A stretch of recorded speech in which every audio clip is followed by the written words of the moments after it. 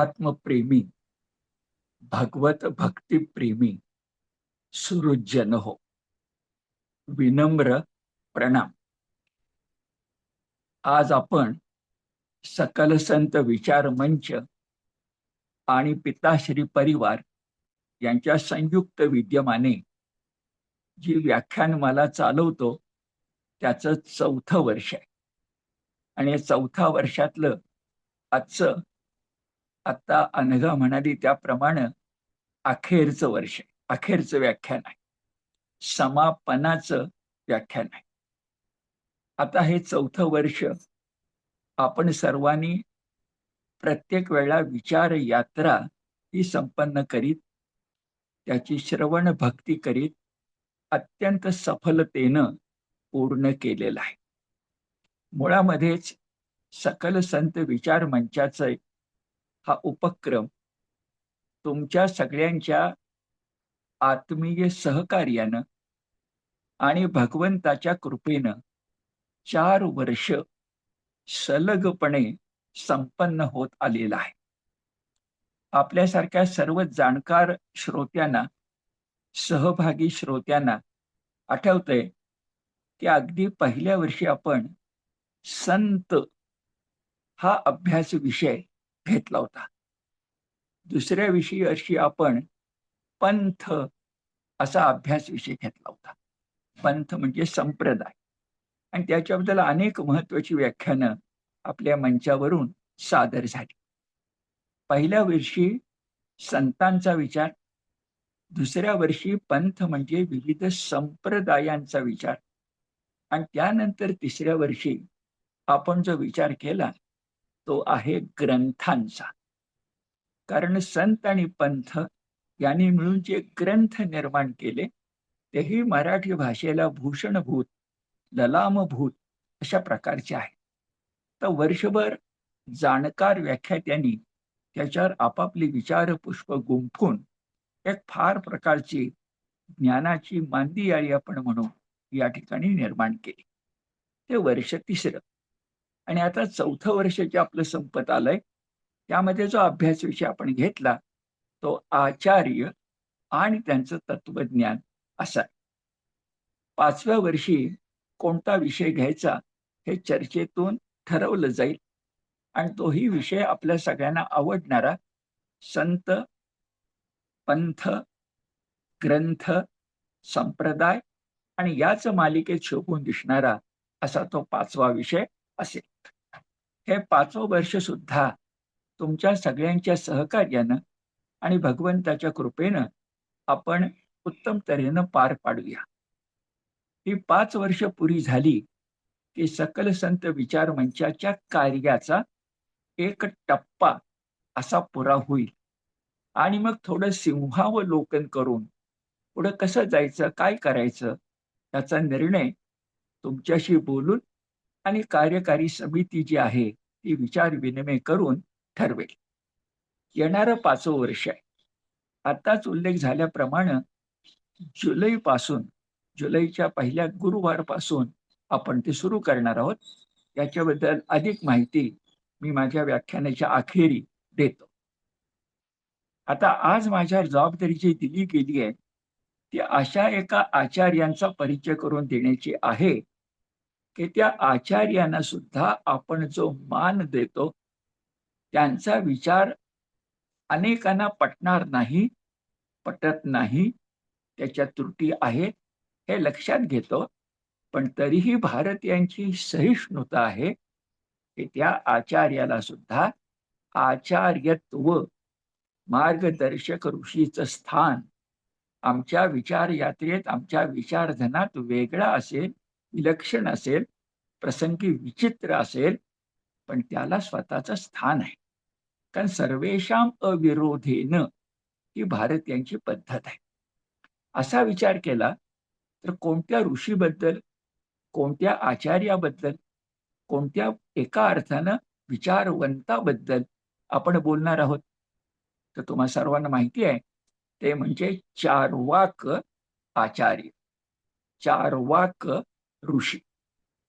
चार्वाक ऋषी असा उल्लेख केला की त्यांचं हे नाव, विशेषण नाम जरा आपल्याला थोडंसं वेगळं वाटतं. म्हणजे अन्य ऋषी जे आहेत, वामदेव असेल, वसिष्ठ असेल, विश्वामित्र असतील, अंगिरस असतील, याज्ञवल्क असतील, असे जे ऋषी गण आपले आहेत, त्याच्यापेक्षा चार्वाक हे नाव थोडंसं वेगळं वाटतं. त्याच्यामध्ये ना माता पित्यांचा उल्लेख आहे, ना त्याच्यामध्ये कुलाचा उल्लेख आहे. मग काय आहे हे नाव बरं? तर चार्वाक हे नाव त्यांनी स्वतः घेतलं, आई वडिलांनी ठेवलं, का इतरांनी दिलं माहिती नाही. पण मोठं त्यांच्या तत्वज्ञानाशी जुळणारं अशा प्रकारचं ते नाव आहे. चार्वाक शब्दाचा अर्थ आहे चारू वाक, अर्धा. चारू म्हणजे सुंदर, चारू म्हणजे गोड, चारू म्हणजे प्रिय वाटणार, हवं हवंसं वाटणार. वाक म्हणजे बोलणं. या विचारकानं, विचारवंतानं जी भूमिका मांडली ती सर्वसामान्य लोकांना आवडणारी आहे, प्रिय असणारी आहे, हवी हवीशी वाटणारी आहे.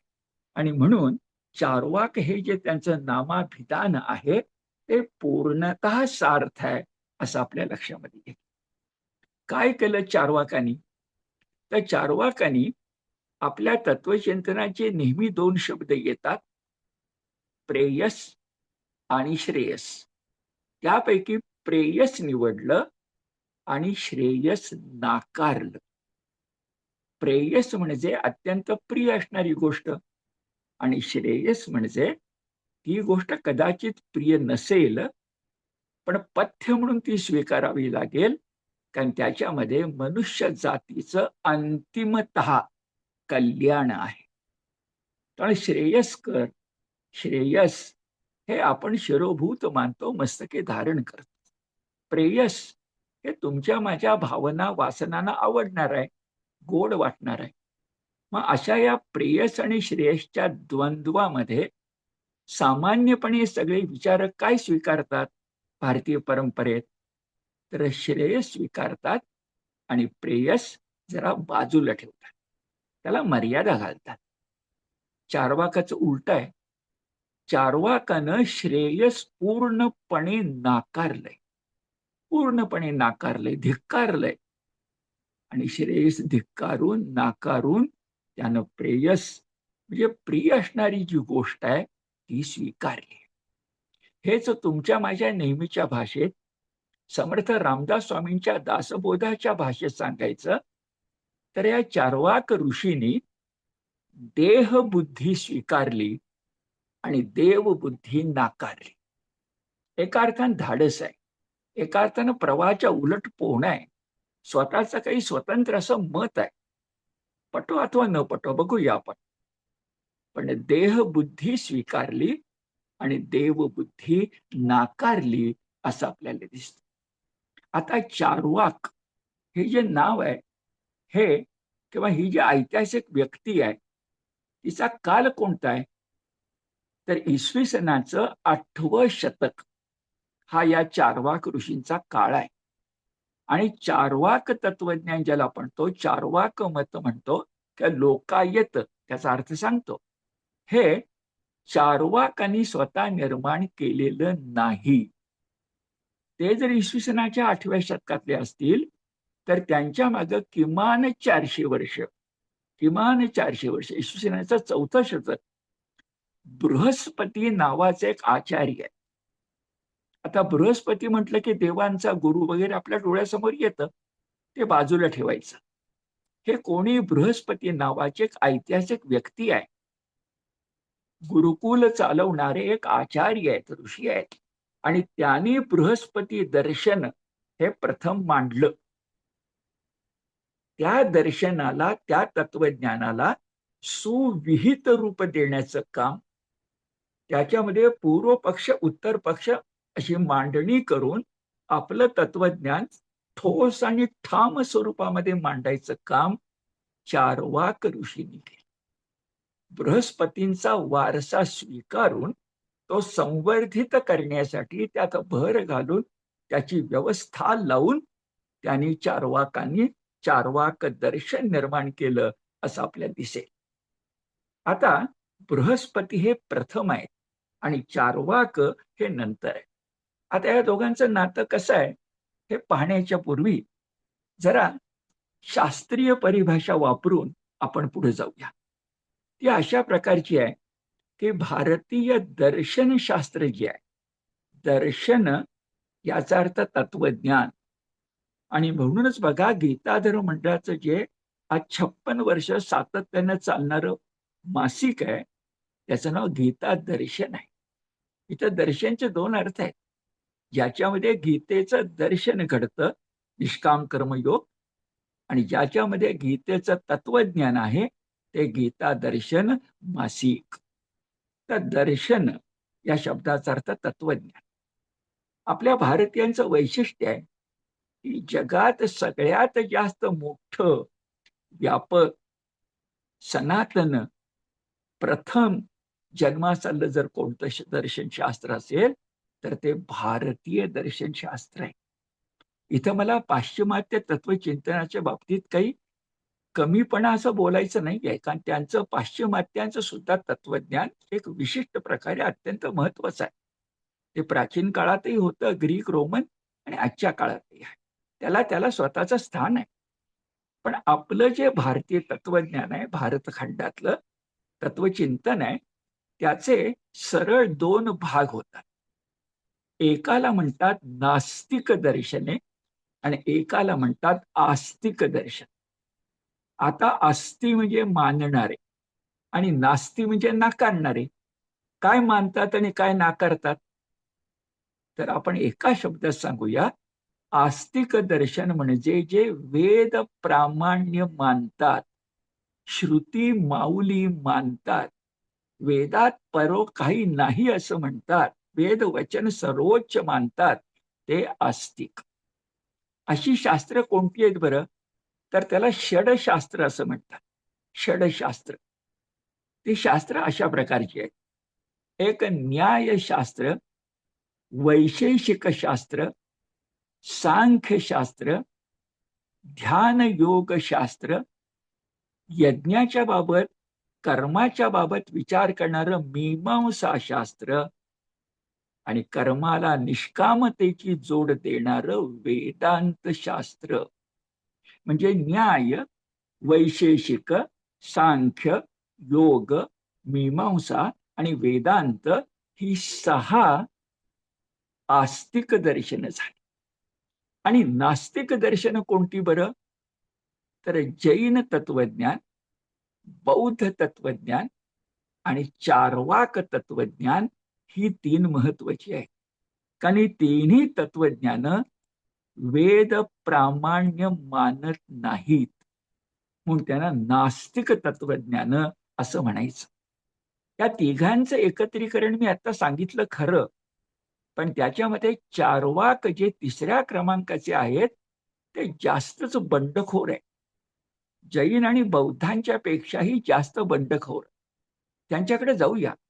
पण त्याच्यापूर्वी जैन आणि बौद्ध हे जे नास्तिक दर्शन आहेत ती कशी आहेत बरं? तर जरा खास लक्षात घेतलं पाहिजे की जैन आणि बौद्ध दर्शन अवैदिक आहेत खरी, पण चार्वाकासारखी ती नाही आहेत. अवैदिक आहेत खरी, पण चार्वाक जितके बंडखोर आहेत तितकी ती नाही आहेत. काय फरक आहे बरं?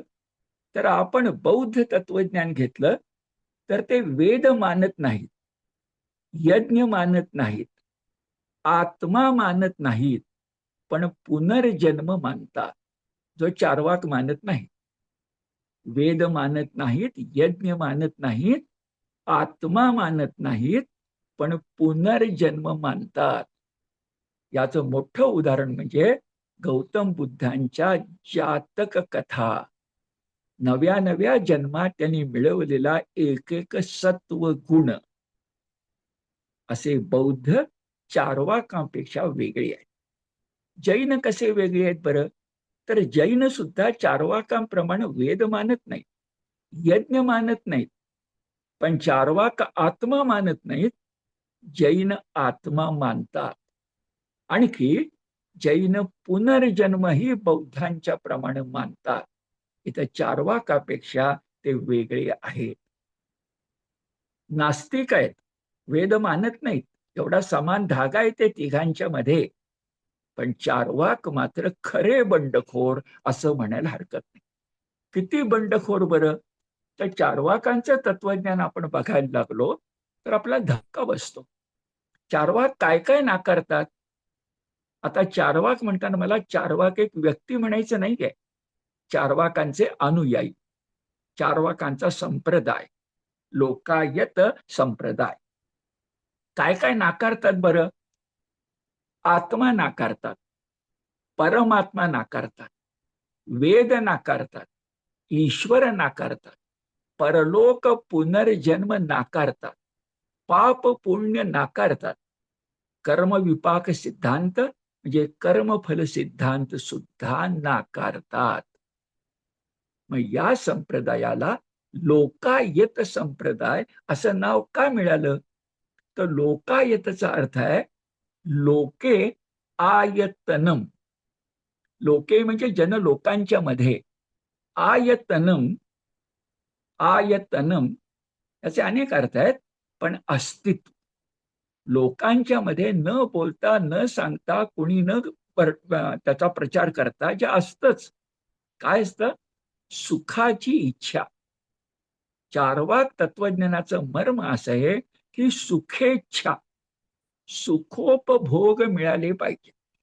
मला तर गमतीनं वाटतं, समर्थ रामदास स्वामींनी विचारलं, जगी सर्व सुखी असा कोण आहे, विचारी मना तूच शोधून पाहे. समर्थ रामदास स्वामी इसवी सनाच्या 17व्या शतकातले आणि चार्वाक 8व्या शतकातला आहे. पण समजा जर काळात काही बदल झाला असता तर चार्वाक आणि त्याच्या मंडळींनी म्हटलं असतं, तुम्हाला सर्वसुखी बघायचं आहे ना, चला आम्ही सर्वसुखी आहोत. असं म्हणतील इतकी सुखेच्छा, सुखोपभोग. आणि सामान्य माणसाला, तुम्हाला मला सुद्धा, परमार्थ बाजूला ठेवा, पण तुम्हाला मला सुद्धा सुखच पाहिजे ना, दुःख कुणाला पाहिजे?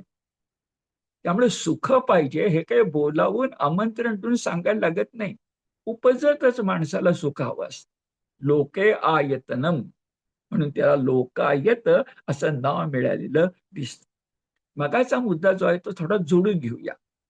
त्याचे पहिले आचार्य कोण? बृहस्पती. इसवी सनाचं 4थं शतक असावं. हे कुणासारखं आहे बरं? तर सांख्यशास्त्र म्हटलं तर आज आपण सांख्यशास्त्राची इमारत कशावर उभी करतो? तर खरं तर सांख्यशास्त्र जन्मास आलं ते कपिल मुनींच्या मुळे. पण कपिलांचा ग्रंथ आज आपल्याला फारसा उपलब्ध नाही आहे. उद्या होऊ शकेल. पण तुम्हाला मला सांख्यशास्त्र म्हटलं की कपिल मुनींचे शिष्य ईश्वर कृष्ण यांनी लिहिल्या 84 कारिका दिसतात. कारिका म्हणजे श्लोक. आणि त्या 84 कारिकावर ईश्वर कृष्णांच्या आपलं सगळं सांख्यशास्त्र आधारलेलं आहे. सहज जाता जाता सांगतो, त्यातली एक कारिका गहाळ झाली होती, 83च मिळत होत्या. त्या 84वी कारिका ही आपल्या लोकमान्य टिळकांनी बुद्धिमत्तेनं शोधून दिलेली आहे. ते वेदांती आहेत, निष्काम कर्मयोगी आहे. सांख्य तत्वज्ञानातली कारिका लोकमान्यांनी दिली, ही त्यांची ज्ञान लालसा लक्षात घेण्यासारखी आहे. हे जाता जाता म्हणजे पहिला आचार्य कोण? बृहस्पती. आणि म्हणून बघा, पूर्वीच्या ग्रंथामध्ये याला चार्वाक दर्शन न म्हणता थोडंसं कठीण नाव आहे, पण बारहस्पत्य, बृहस्पतीपासून बारहस्पत्य दर्शन, बृहस्पती दर्शन, चार्वाक दर्शन असं म्हणतात. काय बरं चार्वाकांचं दर्शन आहे?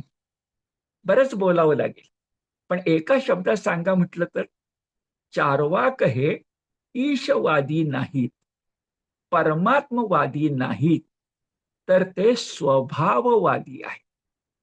म्हणजे सृष्टीतल्या प्रत्येक वस्तूचा स्वभाव आहे. तो का निर्माण झाला माहिती नाही, कोणी निर्माण केला माहिती नाही, कोणी करायचं पण कारण नाही, तो निर्माण झाला. स्वभाव.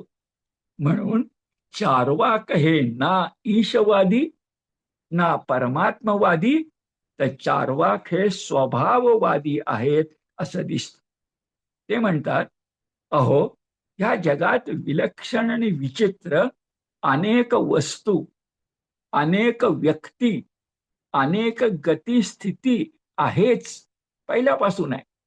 त्याचा ना कोणी करता, ना कोणी धरता, ना कोणी निर्माता. आणि यासाठी त्यांचे एक प्रसिद्ध कारिका आहे, फार छान आहे. कारिकासी अग्निरुष्णो जलम शीत समस्पर्श तथा निलः केनेदम चित्रितम तस्मात् स्वभावात व्यवस्थिती.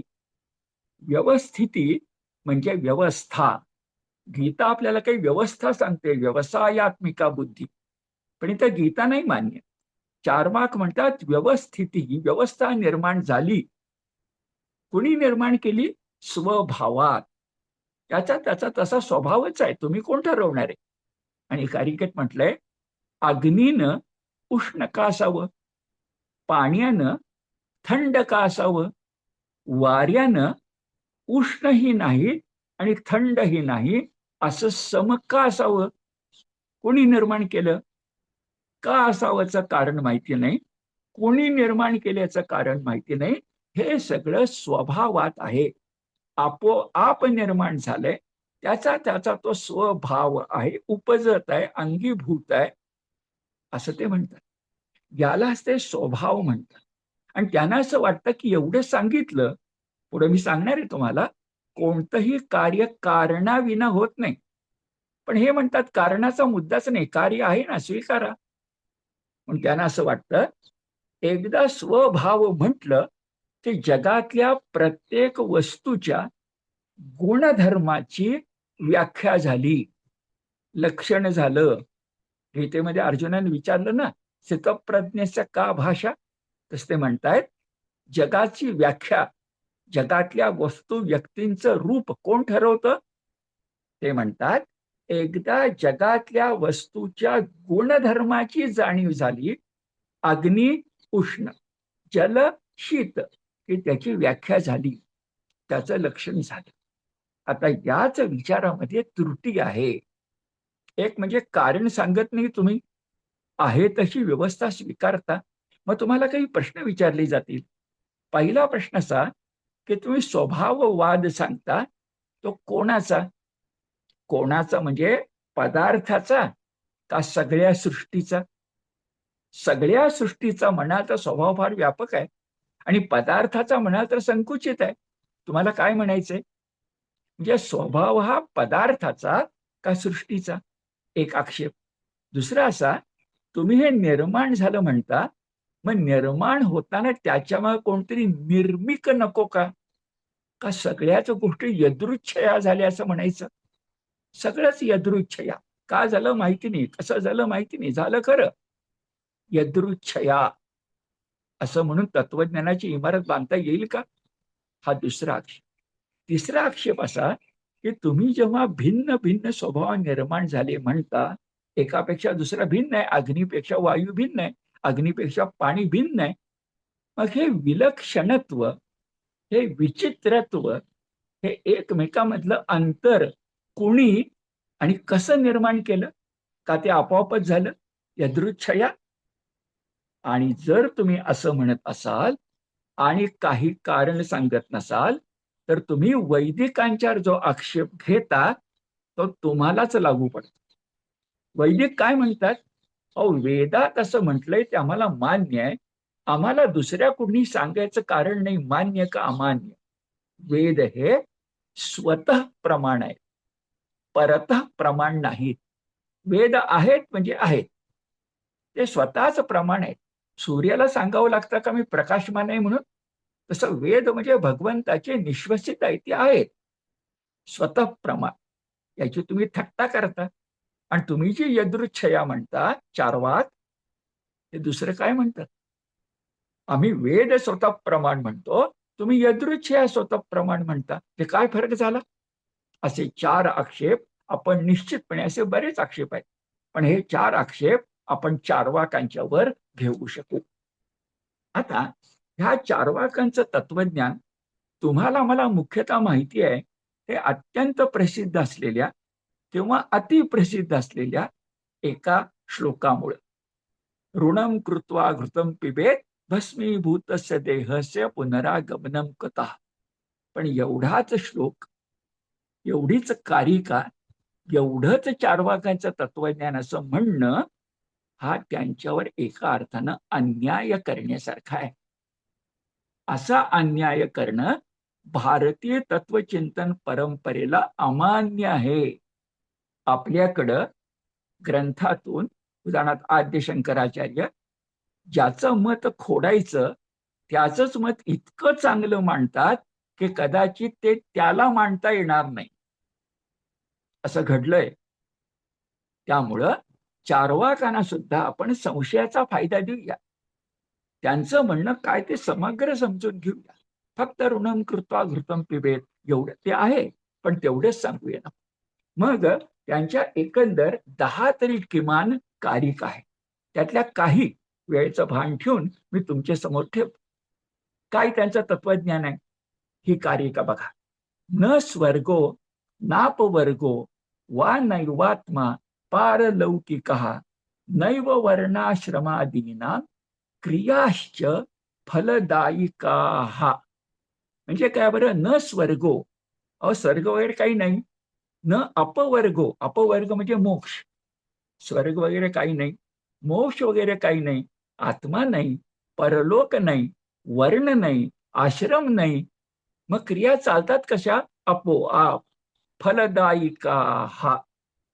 या जगात ज्या ज्या क्रिया चालतात त्या आपोआप. त्याच्या बाबतीमध्ये स्वर्ग नरक, पाप पुण्य, अमुक तमुक, ईश्वर परलोक मानायचं काहीही कारण नाही. आता केवढी मोठी अडचण आहे मला सांगा. एक वेळ तुम्ही ईश्वर नाकारलात तरी चालेल, पण तुम्ही वर्ण नाकारलात तर समाजाची श्रम विभागणी नाकारली, मग काय गोंधळ उडेल. तुम्ही आश्रम नाकारलात तर माणसानं आपल्या वयानुसार वागलं पाहिजे, काही नियम ठरवले पाहिजेत, वानप्रस्थाश्रम असा. हे मोडून कसं चालेल? सुव्यवस्था निर्माण होईल का? पण हे नाही चारवाक लक्षात.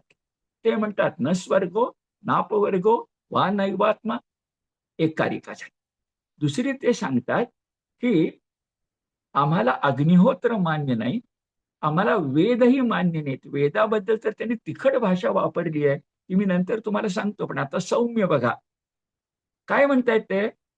अग्निहोत्रम त्रयो वेदः त्रिदंडम भस्म गुंठनम बुद्धी पौरुषहीनाना जीवका धातृनिर्मिता. ते म्हणतायत हे कोणी निर्माण केलं माहिती आहे? वेद कोणी निर्माण केले? अग्निहोत्र कोणी निर्माण केलं? त्रिदंड संन्यास. त्रिदंड याचा अर्थ मनाला असणारे 3 दंड. जुन्या काळात संन्यासी व्यक्तीच्या हातामध्ये शरीरावर जसं काशाय वस्त्र असायचं, कमंडलू असायचा, तसा एक दंड असायचा. तो दंड 3 दंडांचा मिळून असायचा, त्याला त्रिदंड म्हणतात. आणि दंड कोणते आहेत? दंड मनाला आहे. शम, दम आणि तप.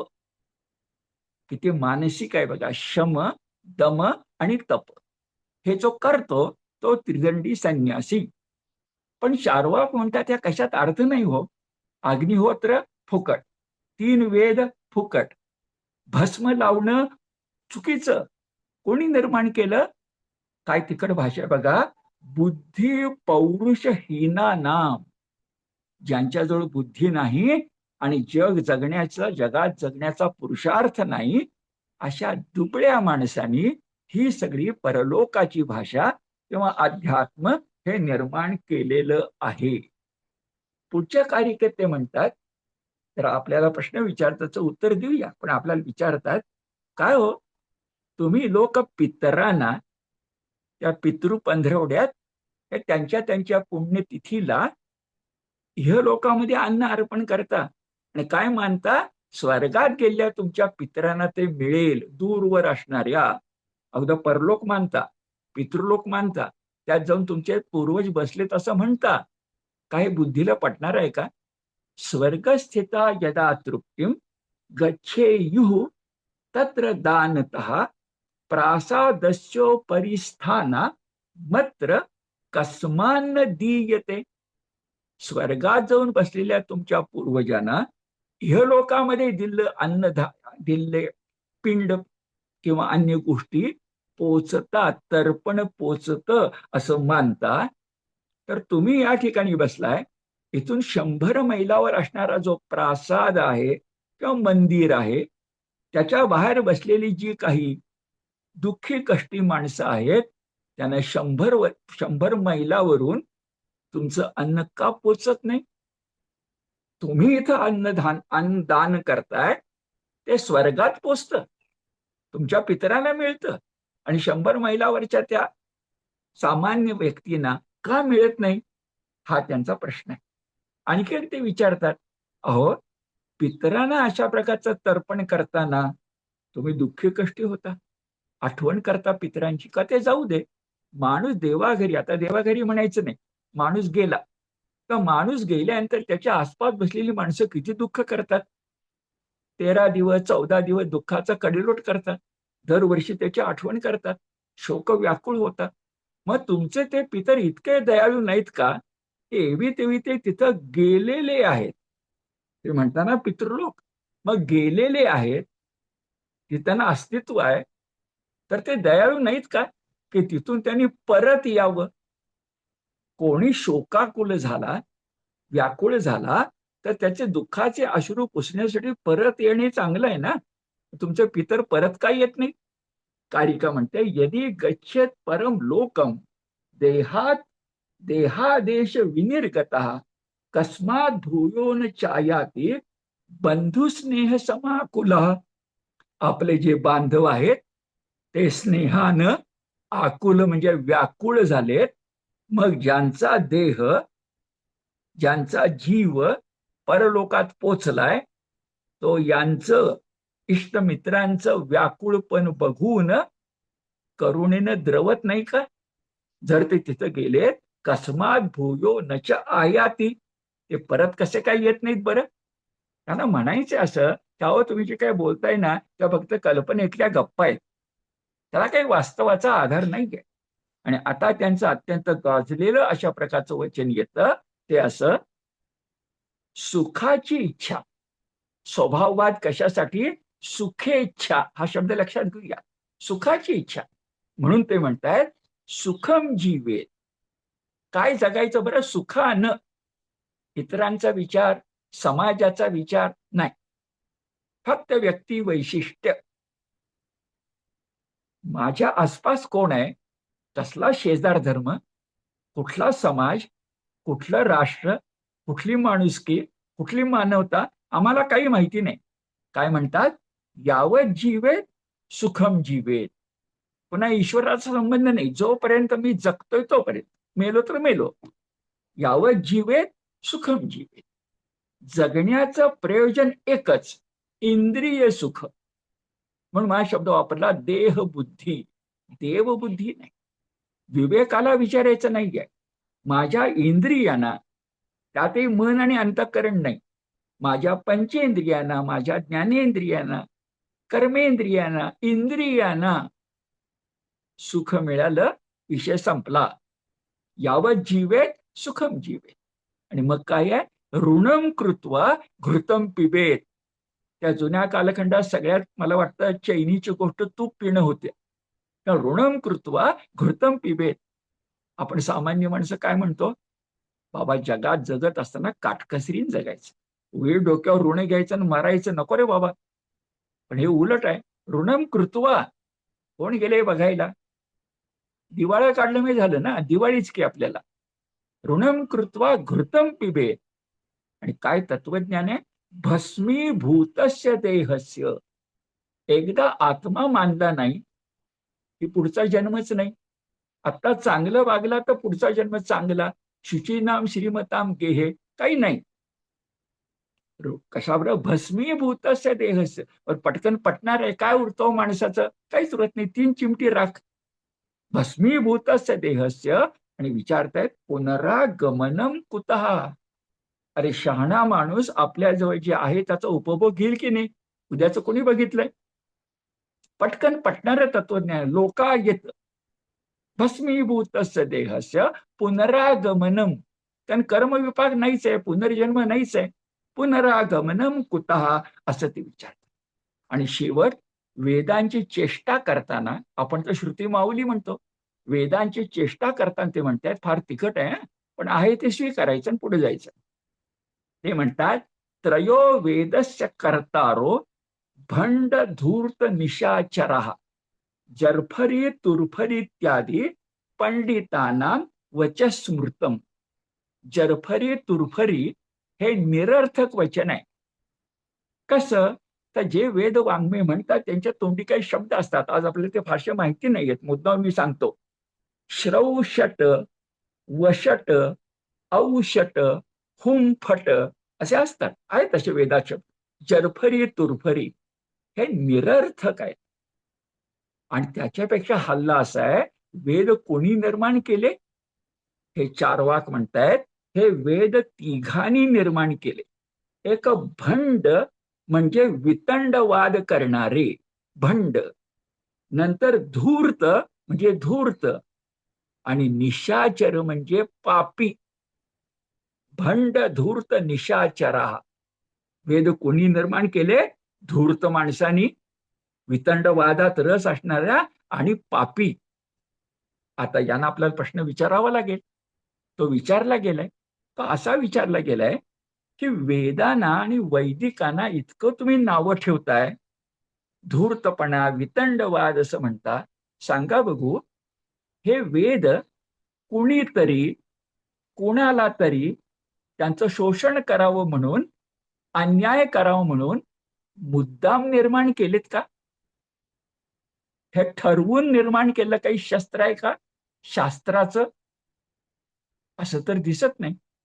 वेद म्हणजे स्पष्ट बोलायचं तर वैदिक ऋषींना 10,000 वर्षापूर्वी त्यांच्या प्रातिभ सामर्थ्यानं सुचलेलं अत्यंत उत्तम काव्य आहे. त्यात प्रज्ञा आहे, प्रतिभा आहे, प्रतिभा आहे. त्यांना जे अंतःकरणाला जाणवलं, अरे एवढं सगळं जग सुसूत्र कसं काय चाललंय?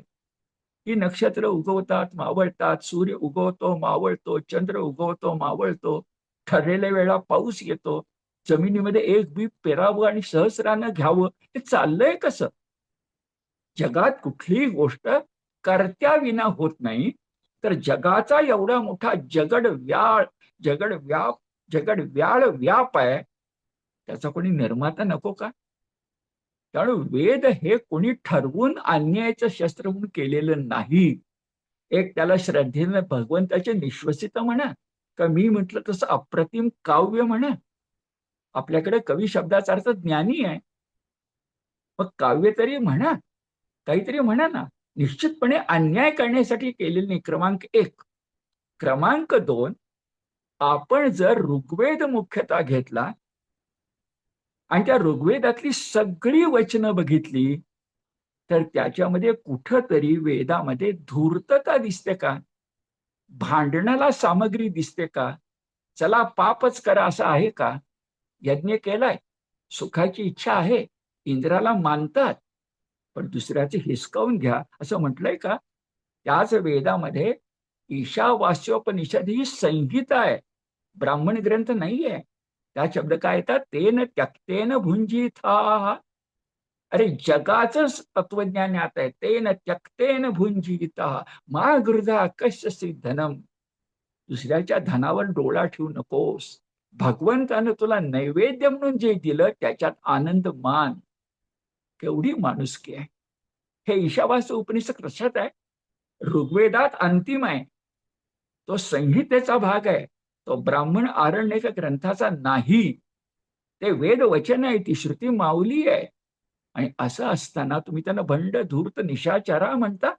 आणि तिसरा मुद्दा असा, सगळ्या वेद वाङ्मयामध्ये अगदी ऋग्वेदाच्या शेवटच्या मंत्रात काय म्हटलंय? तुमचे आणि आमचे विचार एक असोत, तुमचे आणि माझे हृदय एक असोत, हेच म्हटले ना. एकमेका सहाय्य करू हेच म्हटले ना. मी काही शब्द सांगतो. अहो, ज्याला सद्गुण सद्गुण असं म्हणतात. शम, दम, श्रद्धा, आस्तिक्य, स्वाध्याय, सत्यवचन, दान, दया, विवेक, वैराग्य. गीतेच्या 16व्या अध्यायातले 26 गुण आलेत कुठून? अगदी आपल्या ज्ञानदेवांचं पसायदान सुद्धा आलंय कुठून? ऋग्वेदातल्या ऋषी मुनींनी जे माणुसकीसाठी ईश्वराकडे वरदान मागितलं, सर्वेत्र सुखीने संतु सर्वे संतु निरामया, त्यातून पसायदान. हे जर लक्षात घेतलं तर चार्वाकादी मंडळींनी भंड धूर्त निशाचरा म्हणावं, हे काही बरोबर नाही असं आपल्या लक्षात. आपण अशी एक साखळी ठेवली आहे, ते एका बाजूला आपण चार्वाकाचं तत्वज्ञान काय आहे ते सांगतो. ते पुढे मी शेवटी खोडणारच आहे.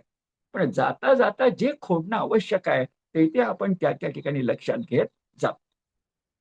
आता मगाशी मी तुम्हाला सांगितलं की आपण, आणि शंकराचार्यांचं उदाहरण आहे, की बौद्धांचं मत जर खोडायचं असेल शून्यवाद आणि त्या ठिकाणी पूर्ण वाद आणायचा असेल, तर शंकराचार्य बौद्धांचं मत इतकं चांगलं मांडतात की कदाचित ते बौद्धांनाही मांडता येणार नाही. तसं शंकराचार्य इसवीनाच्या 8व्या शतकात 9व्या शतकातले, मी तुम्हाला 20व्या शतकातलं उदाहरण देणार आहे. आपल्या पुण्यातलं उदाहरण देणार आहे 20व्या शतकात. त्यांचं नाव आहे पंडित विष्णू वामन बापट. पंडित विष्णू वामन बापट. त्यांनी 1919 मध्ये ग्रंथ लिहिला. 1919 त्यांनी एक मोहीमच चालवली होती दर्शनशास्त्राचा परिचय करून देण्याची. आणि त्यात त्यांनी ग्रंथ लिहिलाय ज्याचं नाव आहे चार्वाक दर्शन सार. जे खोडायचंय, जे तुम्हाला मला आध्यात्मिक मंडळींना मुळातच आवडणार नाही, पण आवडणार नाही म्हणून ते खोडायचं असलं तरी त्याला टाळायचं नाही, त्याला नष्ट करायचं नाही. ती भारतीयांची परंपरा नाही. चारी दिशाने विचार येऊ देत, आम्ही त्याचा स्वीकार करू, ही आपली भूमिका आहे. चारी दिशाने विचार येऊ देत.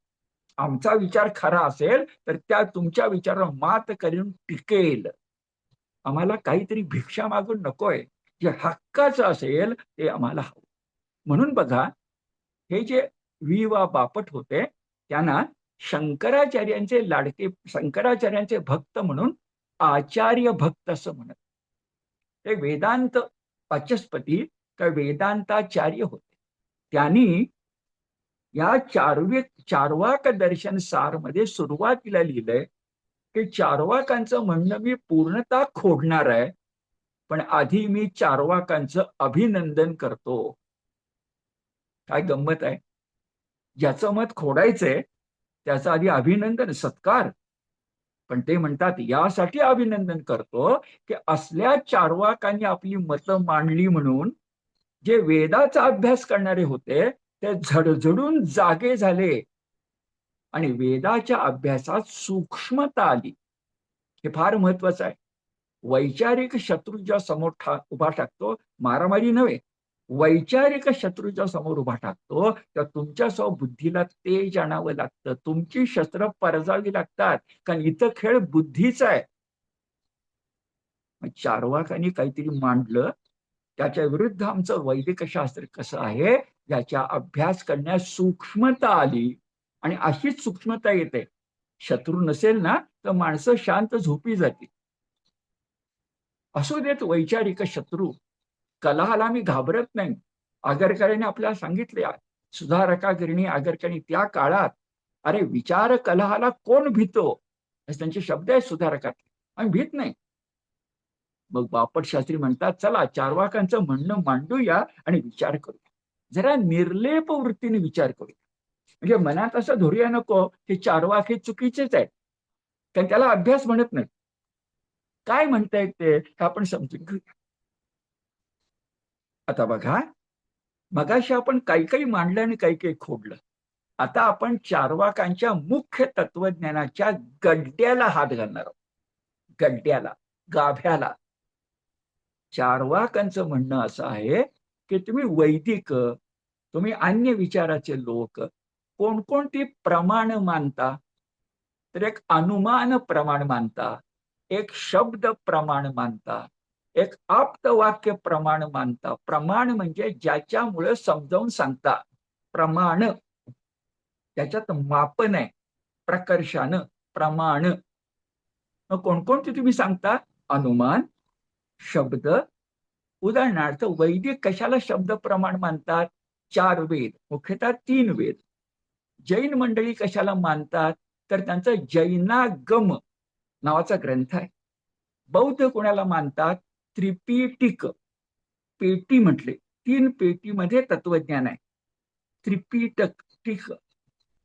पण हे जैनागम नाकारतात, त्रिपिटिक नाकारतात, वेदसंहिता नाकारतात, कारण शब्द प्रमाण नाही, अनुमान प्रमाण पण नाही, आप्तवाक्य पण नाही. आमच्याकडे मोठमोठी माणसं होऊन गेली, जसं आपण बोलताना म्हणतो ना, हो विवेकानंद म्हणतात, म्हणजे आपल्याला काय म्हणायचं असतं?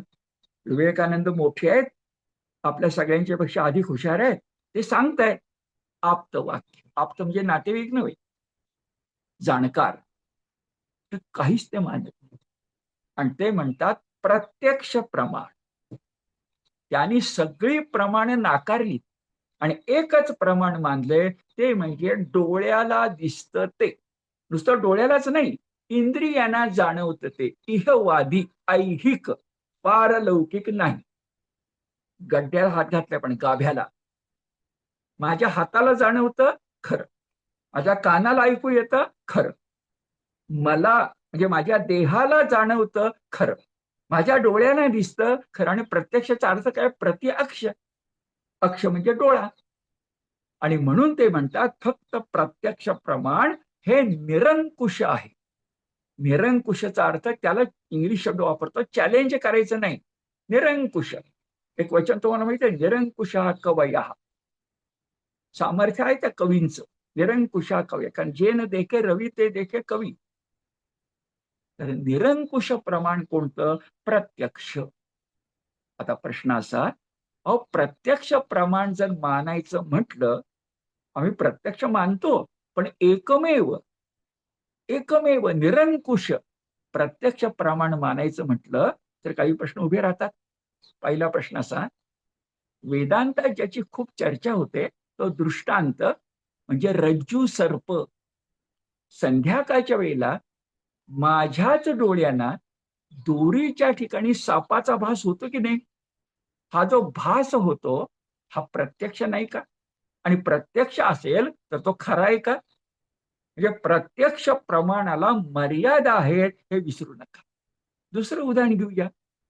तुमच्या माझ्यासारख्या माणसांना पृथ्वी तलावरच्या सूर्य किती छोटा दिसतो, चंद्र किती छोटा दिसतो. मुळात ते इतके छोटे आहेत का?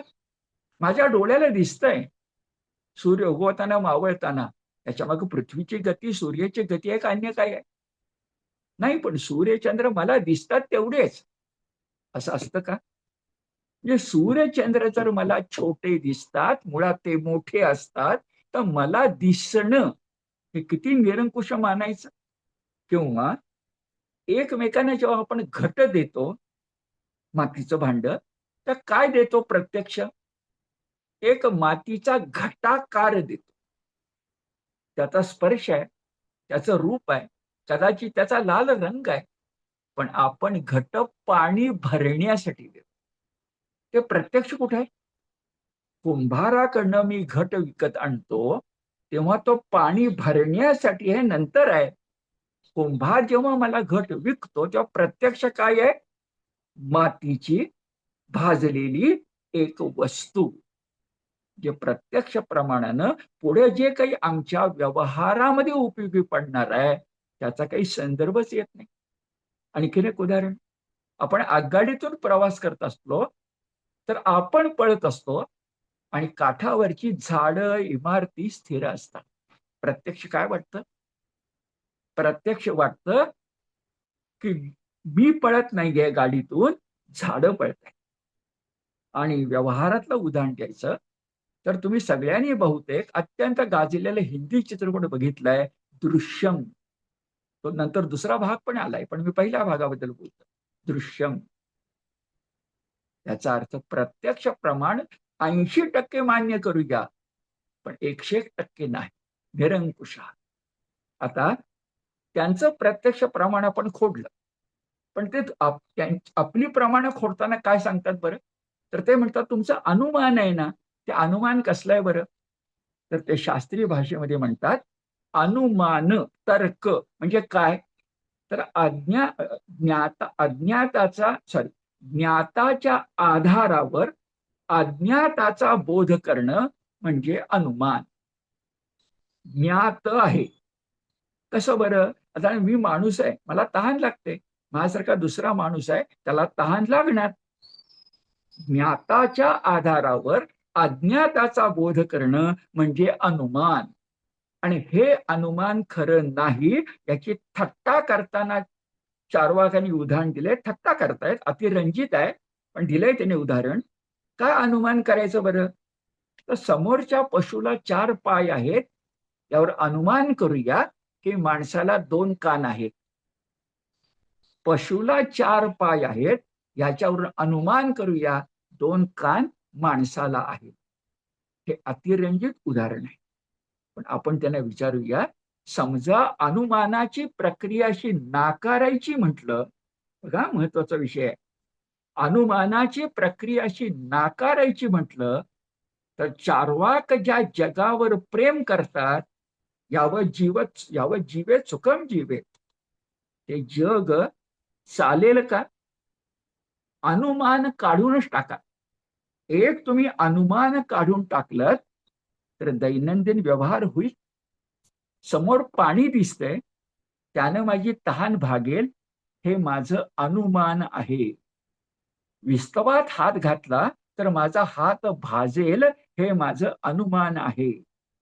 उद्या सूर्य उगवेल कशावरून? अहो, आत्तापर्यंत एकही दिवस अपवाद न करता, संपावर न जाता, सुट्टी न घेता तो बिचारा सूर्यनारायण रोज उगवतो आहे.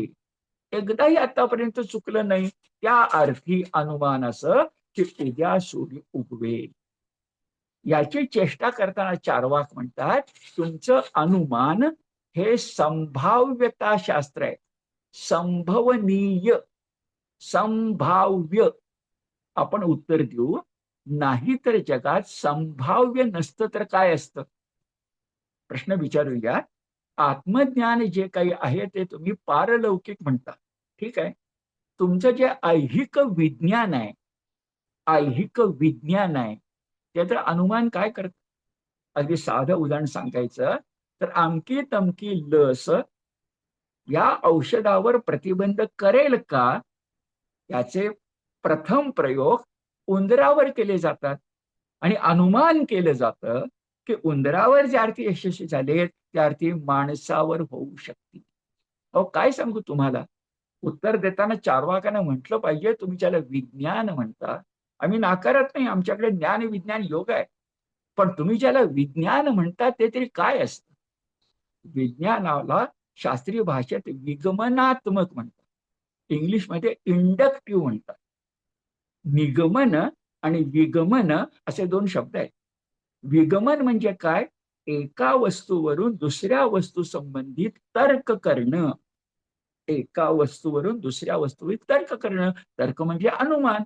आणि तुम्ही तर अनुमान नाकारताय. सगळंच अनुमान नाकारताय, फक्त प्रत्यक्ष निरंकुश प्रमाण असं अनुमान नाकारणं बरोबर नाही. आता त्यांचा आणखीन एक आपल्यावर आक्षेप आहे की ईश्वर म्हणजे कोणी नाही बरं का. ह्या जगाचा निर्माता, करता, धरता कोणी नाही. तुम्ही माणसं काय म्हणता? झाडाचं पान सुद्धा ईश्वराच्या इच्छेनं हलतं. सोडून द्या हो, ईश्वर वगैरे काही नाही. मग जग कसं निर्माण झालं? ते म्हणतात अ अधिक ब बरोबर अ ब की नाही, 2 अधिक 2 बरोबर 4 की नाही. तसं या जगामध्ये ईश्वर नाही तर मुळात 4 तत्व आहेत. 4. नंतर अभ्यासकांनी, मी त्यांच्यातल्या अभ्यासकांनी भर घातली आकाश. ही पंचमहाभूत ते मानतात. पण एवढीच 4 तत्व यदृच्छया एकमेकात मिसळतात आणि जगाचा व्याप निर्माण होतो. म्हणजे काही छान उदाहरणं पण देतात. छान उदाहरणं आहे. ते म्हणतात अगोदर आम्ही जडवादी आहोत, चैतन्यवादी नाही. जडातून चैतन्य निर्माण होतं. विशिष्ट देह इंद्रियाच्या संघातातून चैतन्य निर्माण होतं, असं आमचं म्हणणं आहे. पारमार्थिकांचं म्हणणं काय आहे? हे सगळं आहे, पण त्यात प्राण कोण फुंकतो? ते जन्मासाला मूळ प्रथम त्या करतं, ते कोण करायला लावतं? त्याला श्वास घ्यायला कोण सांगतं? आम्ही मानतो चैतन्य. हे म्हणतात नाही. चैतन्य नाही, ईश्वर नाही, परमेश्वर नाही, परमात्मा नाही, परलोक नाही, पारलौकिक नाही. काय आहे? फक्त ऐहिक. हे लोकात जे आहे ते. हे लोकात काय काय आहे बरं? तर पृथ्वी आहे, जल आहे, तेज आहे, वायू आहे, मानलं तर आकाश आहे. हे सगळे काही एका मिश्रणाने एकत्र येतात आणि विकार निर्माण होतो. दोन शब्द आहेत, मिश्रण आणि विकार. मग प्रश्न असा, पृथ्वी जल वायू यांच्या मिश्रणातून हे वेगळं कसं काय निर्माण होतं बरं? तर ते म्हणतात, त्यांची उदाहरणं आहेत हा. अहो, आपण जो जेवणामध्ये गूळ घेतो, तो गूळ गोड आहे. आणि आपण ज्याची पोळी का भाकरी करतो ते पीठ जे घेतो ते वेगळं आहे. गूळ नुसता खाल्ला तर कैफ येत नाही. पीठ भाकरी पोळी खाल्ली तर कैफ येत नाही. पण गूळ आणि पीठ विशिष्ट प्रकारे एकत्र आणलं तर देशी दारू आपण ज्याला म्हणतो ते मद्य तयार होतं आणि त्यानं कैफ होतं. हा विकार झाला. तसं पृथ्वी आप तेज वायू आकाश एकमेकात मिसळतात आणि मिसळल्यावर मूळ गुणधर्मापेक्षा वेगळा गुणधर्म जन्मास येतो. त्या आणखीन एक छान उदाहरण सांगतात. उदाहरण मोठं छान आहे. ते म्हणतात, विड्याचं पान, नंतर चुना आणि कात यातला कशाचाच रंग लाल नाहीये. विड्याचं पान, कात आणि चुना यातला कोणाचाच रंग लाल नाहीये. पण ते एकमेकात मिसळले की काय विकार निर्माण होतो? विकार निर्माण होतो तो लाल रंग. आणि म्हणून त्यांनी एक सूत्रच बसवलंय. आपण काय म्हणतो? चैतन्य हा परमात्मा, परमेश्वर. ते म्हणतात नाही, भूतेभ्य चैतन्य. चैतन्य चैतन्य तुम्ही ज्याला म्हणता ते भूत मात्रामध्येच स्वभावानं असतं, स्वभाववाद. त्यांची उदाहरणं आहेत. कोकिळा का गाते? मोर का पिसारा फिरवतो? निंब कडू का असतो? ऊस गोड का असतो? त्यांची उदाहरणं आहेत. कारण स्वभावात. मग हे जे 5 किंवा 4 तत्व आहेत ते मान्य आहेत की एकमेकात यदृच्छया मिसळतात आणि काहीतरी वेगळं निर्माण होतं. यानं आपण एक साधा आणि एक वैद्यक शास्त्राचा तिखट प्रश्न विचारूया, जो विचारला गेलाय. वैद्यक शास्त्राचा उल्लेख करायला आपला संकोच वाटेल, पण तो केल्यानं फार पक्क कळणार आहे. साधा प्रश्न असा की माती आणि पाणी एकत्र येऊन घट निर्माण होतो हे आम्हाला कळलं. पण माती आणि पाणी एकत्र येऊन जो घट निर्माण होतो त्याचा आकार, त्याचं रूप आणि त्याचा व्यवहार हा नुसती माती आणि नुसतं पाणी यापेक्षा वेगळे नाही का? आणि वैद्यक शास्त्रातला प्रश्न फक्त मी उच्चारतो, आपण समजून घ्याल. त्यांनी विचारलंय, वैद्यक शास्त्राच्या परिभाषेत बोलायचं तर प्रत्येक वेळी शुक्र आणि शोणित यांचा संयोग झाल्यावर शरीर म्हणजे जीव जन्मास का येत नाही? अधिक बोलायला नको. हा प्रश्नाचं उत्तर चार्वाक देऊ शकलेले नाही. तुम्ही जेव्हा अशा प्रकारची भाषा करता, भूतेभ्य चैतन्य, तेव्हा जे जे भेटे भूत ते ते मानिजे भगवंत, असा मी मानतो. कारण तुमच्यापाशी करता धरता नाही, ही तुमच्या तत्वचिंतनातली त्रुटी आहे. कारण कारणाविना कार्य, हवेतच काहीतरी जन्मास येतं असं जगात कधीही घडत. आता शेवट आला. आपण चार्वाकांना आणखी काही प्रश्न विचारूया. हा माझा जो देह आहे हा कशातून बनलाय बरं? तर आपण सगळेच बोलतो माती असशी मातीच मिळशी, आत्म्याला हा बंधन असे. पण चारवाक आत्मा मानत नाही. माती असशी मातीशी मिळीशी थांबायचं. त्यांना आपण प्रश्न विचारू की माझा देह म्हणजे फक्त माती, पृथ्वी, फक्त जल, फक्त वायू, असं पंच? मग हा देहेंद्रियांनी घडलेला त्या इंद्रिय विशिष्ट संघात म्हणजे एकत्रीकरण, इंद्रिय विशिष्ट संघात असणारा जो देह आहे, जो चार भूतातून घडला, त्या देहाबद्दल तुम्ही चारवाक मंडळी सुद्धा काय बोलता? तुम्ही म्हणता हा माझा देह, ही माझी इंद्रिय, हे माझे नेत्र, ही माझी बुद्धी, हे मी ज्याच्याबद्दल म्हणता, माझे ज्याच्याबद्दल म्हणता, तो तुमच्या देहापेक्षा वेगळा झाला ना. बघा वाक्य काय, माझा देह, जे देह वेगळा आणि माझा वेगळा ना. तुम्हीच बोलताना कबूल करता की कोणी तुम्ही त्याला ईश्वर म्हणू नका, जीवात्मा म्हणू नका, काय तुम्हाला म्हणायचं ते म्हणा. इंग्लिशमध्ये एक्स म्हणतात, क्ष म्हणा, आमचं काही म्हणणं नाही. पण मी, माझं, माझा देह म्हणता किंवा कोणी तर तुम्ही मी म्हणता, यात शंका नाही. दुसरा त्यांना प्रश्न विचारूया की तुम्ही एकदा काय म्हणता की जे आहे तसं, कोकिळा कोकिळा, कावळा कावळा, जे आहे तसं जड द्रव्याचा संघात, चैतन्य नाही, जड द्रव्याचा संघात तोच चैतन्य निर्माण करतो. जसा लाल रंग निर्माण होतो विड्याच्या पानातून, तसं भूतेभ्या चैतन्य, त्यांच्या एकत्रीकरणातून मिश्रणातून चैतन्य निर्माण होतं असं तुम्ही म्हणता. पण प्रश्न असा की तुम्ही जेव्हा मी माझा देह म्हणता तेव्हा वेगळं काहीतरी सांगितलं पाहिजे. आणि त्याही पेक्षा माझी इंद्रिय, पंचेंद्रिय, कर्मेंद्रिय काल काय घडलं त्याची आज आठवण ठेवतात आणि उद्याही आठवण ठेवतात. तेव्हा या त्यांच्या चैतन्य विशिष्ट देहातल्या अनुभूतीला बांधणारा कोणीतरी असायला पाहिजे की नको? नाही तर काय घडेल बरं? असं घडेल की एकानं अनुभवलं आणि दुसऱ्याला कळलं.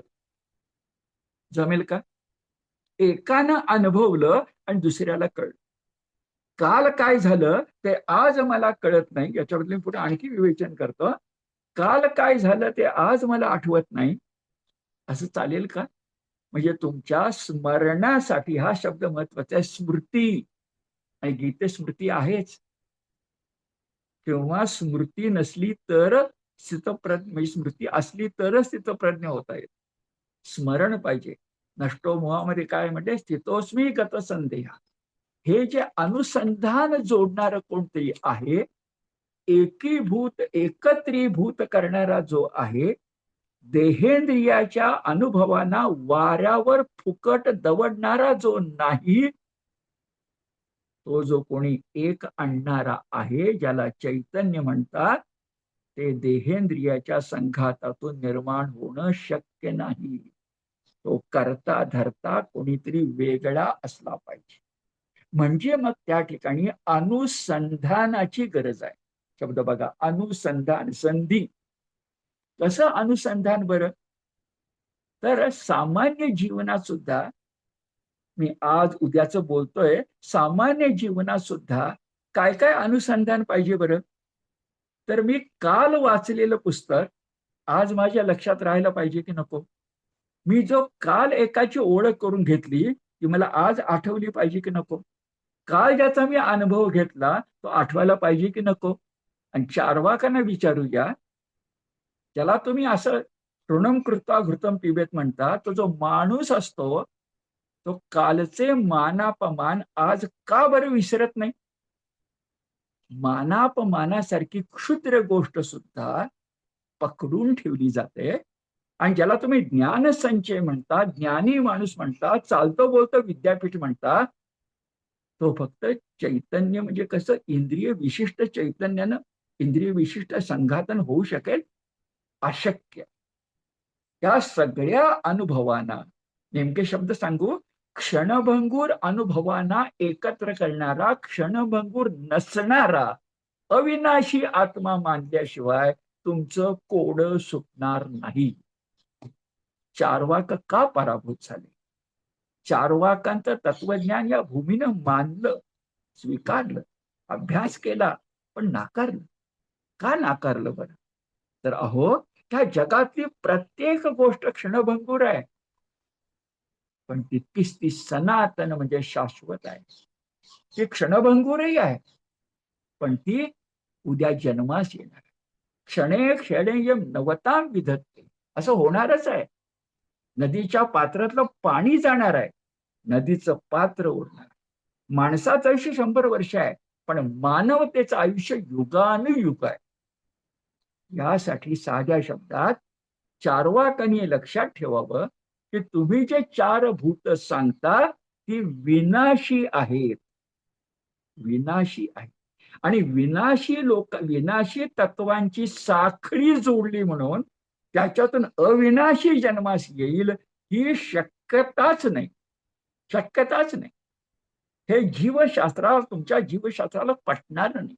काहीतरी बीज असल्याशिवाय अंकुर जन्मास येणार नाही.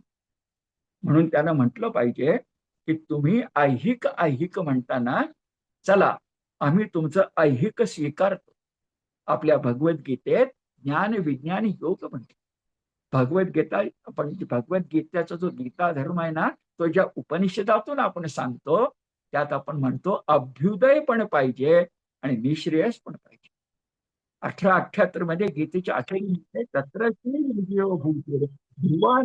मतिर्मम, हे जर आपलं असेल तर आपल्याला ऐहिक नाकारायचं नाही. फक्त चार्वाकांना आपण सांगू, बाबांनो, तुमचं ऐहिक आम्ही स्वीकारतो, पण ऐहिक स्वीकारताना आम्ही सांगतो की तुम्ही जसं नीती अनिती मानतच नाही, पाप पुण्य आणि परलोकाचं नाव सोडायला तयार आहे, पण इहलोकात तरी पाप पुण्य पाहिजे ना. परोपकार म्हणजे पुण्य आणि परपीडा म्हणजे पाप. हे 18 पुराणांचं सार व्यास महर्षींनीच सांगितलं. ते काय आहे बरं? ते तत्व आहे, ते ऐहिकच आहे. परोपकार कुठं करायचा? इहे लोकातच ना. परपीडा कुठं होते? परलोकात, इहे लोकातच ना. पण काय शिकायचं? आम्ही चार्वाकांना म्हणून तुमची ऐहिकता आम्ही स्वीकारतो, पण आम्ही तुम्हाला सांगतो ते ऐहिक तुम्ही सुंदर करा. यावत जीवम सुखम जीवेत, सुखानं जगा पण समाधानानं पण जगा. ऐहिकता स्वीकारा, पण पारलौकिक नको असेल तर आध्यात्मिक आधी अधिक आत्म नाकारू नका. आणि मग सत्यम शिवम सुंदरम हे जर ध्येय असेल तर चार्वाकांचे ध्येय तेच आहे ना, सत्यम शिवम सुंदरम ऋणम कृत्वा घृतम पिबेत. सुखी आहोत आम्ही. आम्ही नाकारत नाही सुख, पण आम्ही सुखाबरोबर सर्व सुख मानतो. आम्ही अल्पसुख मानत नाही. सुख क्षणभंगूर नसावं, शाश्वत असावं. एका माणसाचं नसावं, मानवतेचा. मला सांगा, आजही ज्ञानेश्वरी 700-800 वर्ष झाली एक काव्य ग्रंथ तुम्हाला मला जगण्याची उमेद देतो.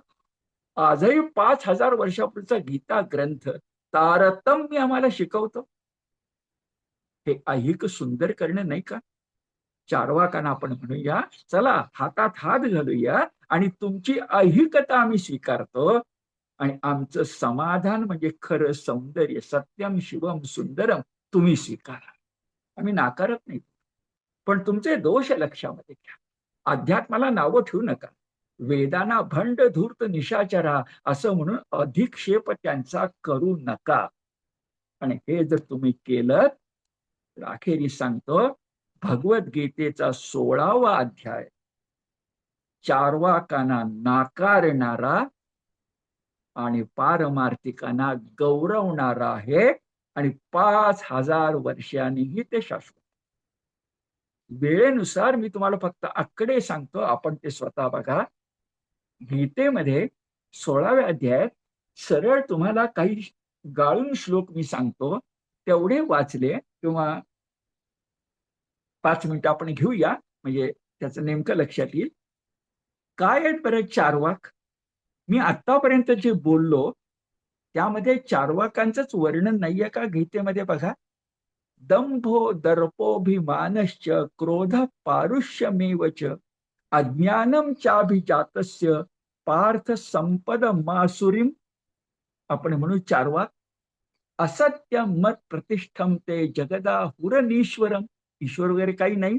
अपरस्पर संभूतम किम अन्यत काम हैतुकम इदम इदम मध्य मया इदम इदम मध्य मया लब्ध मिमम प्राप्स्ये मनोरथम इदमस्ति दमपि मे भविष्यति पुनर्धनम असो मया हतशत्रु हनिष्ये चा परानपि ईश्वरोहम चारवाक ईश्वरोहम भोगी सिद्धोहम बलवान सुखी चारवाक पुढे आपल्याला कळतं काय म्हणतायत बरं गीता आपल्याला सांगते अहंकारम बलम दर्पम कामम क्रोधम च संश्रिता मामात्म परदेहेषु परद्विषन्तोऽभ्यसूयकाः त्रिविधम नरकस्येदं द्वारम नाशनमात्मनः काम क्रोधस्तथा लोभस तस्मादेतत्रयम त्यजेत असे जे श्लोक आहेत याच्यामध्ये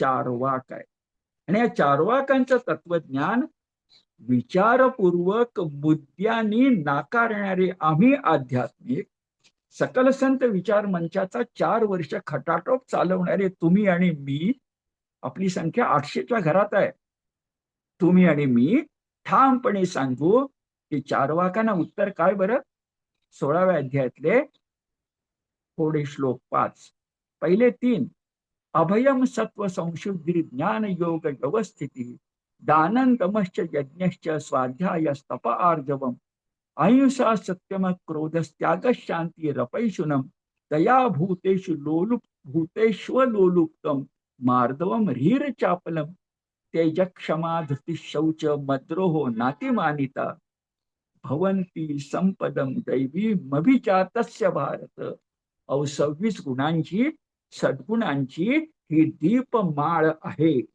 आणि अशी दीपमाळ चारवाकांना नाकारून जर तुम्हाला मला स्वीकारायची असेल तर 16व्या अध्यायातले 21 आणि 24 हे श्लोक त्याला जोडा पहिल्या 3ला 24 तर जोडावंच लागेल पण 21वा पण जोडा जो मगाशी मी आसुर म्हणून सांगितला तर तुम्हाला मला इशारा आहे चारवाक जर व्हायचं नसेल त्रिविधम नरकस्येदम द्वारम नाशनमात्मनः काम क्रोध तथा लोभस तस्मादेतम त्रयेत आणि कशाचा आधार घ्यायचा तुम्ही मी आधार घ्यायचा गीताशास्त्राचा